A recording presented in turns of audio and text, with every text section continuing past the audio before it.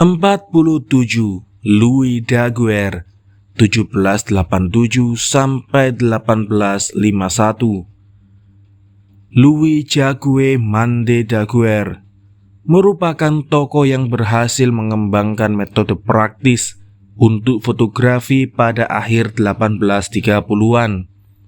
Daguerre dilahirkan pada 1787 di kota Cormeilles, sebelah utara Prancis. Semasa muda dia merupakan seorang seniman. Di pertengahan usia 30-an, dia merancang diorama, sebuah sajian lukisan panoramik spektakuler yang dirangkai dengan efek pencahayaan khusus. Ketika terlibat dalam pekerjaan ini, dia tertarik mengembangkan sebuah mekanisme yang secara otomatis mereproduksi pemandangan alam tanpa memerlukan kuas dan cat. Dengan kata lain, sebuah kamera. Upaya awalnya merancang sebuah kamera yang bekerja baik tidak berhasil. Pada 1827, dia bertemu dengan Joseph Niepce yang juga sedang berupaya dan jauh lebih sukses sampai saat itu merancang sebuah kamera. 2 tahun kemudian mereka menjadi rekanan. Pada 1883, Niepce wafat, tapi Daguerre bertekad untuk menyelesaikan karyanya. Pada 1837, dia sukses mengembangkan sebuah sistem praktis untuk fotografi yang disebutnya daguerreotype. Pada 1893, Daguerre mempublikasikan proses penemuannya tanpa meminta paten. Sebagai imbalannya, pemerintah Prancis menganugerahinya pensiun seumur hidup, baik bagi Daguerre maupun putra Niepce. Pengumuman penemuan Daguerre membuat kegemparan besar di tengah masyarakat.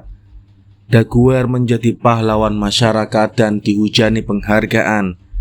Sedangkan penggunaan metode daguerreotype meluas secara cepat. Daguerre sendiri kemudian sejenak mengundurkan diri. Dia wafat pada 1851 di rumah pengistirahatannya di dekat Paris. Hanya sedikit penemuan yang memiliki begitu banyak kegunaan, seperti halnya fotografi. Fotografi digunakan secara luas dalam nyaris setiap bidang penelitian ilmiah. Memiliki begitu banyak penerapan dalam bidang industrial dan militer, juga seni yang serius bagi sejumlah orang dan hobi yang mengasyikkan bagi jutaan orang lainnya. Foto menyampaikan informasi dan penyimpangan informasi dalam pendidikan, jurnalisme, dan periklanan, karena dapat dengan jelas membantu mengingat masa lalu. Fotografi dijadikan souvenir dan kenang-kenangan yang paling dicari. Tentu saja, sinematografi merupakan salah satu turunan perkembangan yang selain menjadi medium hiburan utama, juga memiliki kegunaan sebanyak fotografi. Tidak ada penemuan yang sepenuhnya merupakan hasil karya satu orang saja, dan karya-karya terdahulu jelas telah menyiapkan jalan bagi pencapaian Daguerre. Kamera obscura, alat yang mirip dengan kamera lubang jarum tapi dalam film, telah ditemukan setidaknya 8 abad sebelum Daguerre. Pada abad ke-16, Girolamo Cardano mengambil langkah penting dengan menempatkan lensa di pembukaan kamera obscura. Langkah itu merupakan awal menarik bagi ditemukannya kamera modern. Namun, gambar yang dihasilkannya sama sekali tidak permanen. Alat itu pun tidak dapat dianggap sebagai jenis fotografi. Penemuan terdahulu yang juga penting dibuat pada 1727 oleh Johann Schulze yang menemukan bahwa garam perak bersifat peka cahaya.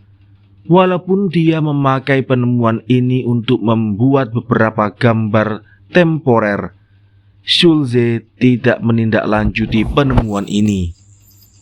Pendahulu yang paling mendekati penemuan Daguerre dibuat oleh Nipsey, yang belakangan menjadi rekanan Daguerre.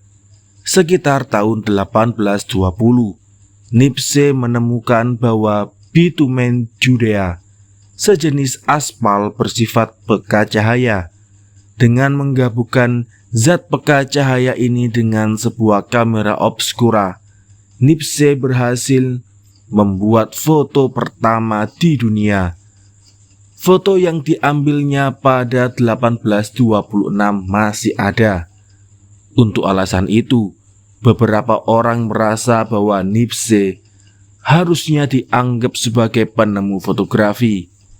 Namun metode fotografi Nipsey sangat tidak praktis karena membutuhkan masa pencahayaan selama 8 jam. Bahkan itu pun gambarnya masih buram. Dalam metode Daguerre, gambar direkam pada sebuah pelat yang dilapisi perak iodida. Waktu pencahayaan selama 15-20 menit sudah mencukupi. Ini membuat metode itu, walaupun masih merepotkan, bisa digunakan secara praktis. Dalam 2 tahun sejak Daguerre mempublikasikan metodenya, orang-orang lain membuat sebuah perbaikan. Penambahan perak bromida pada perak iodida yang digunakan sebagai bahan peka cahaya. Perubahan kecil ini memiliki efek penting di mana masa pencahayaan yang dibutuhkan menjadi sangat berkurang, sehingga pembuatan potret dengan fotografi pun menjadi sesuatu yang praktis.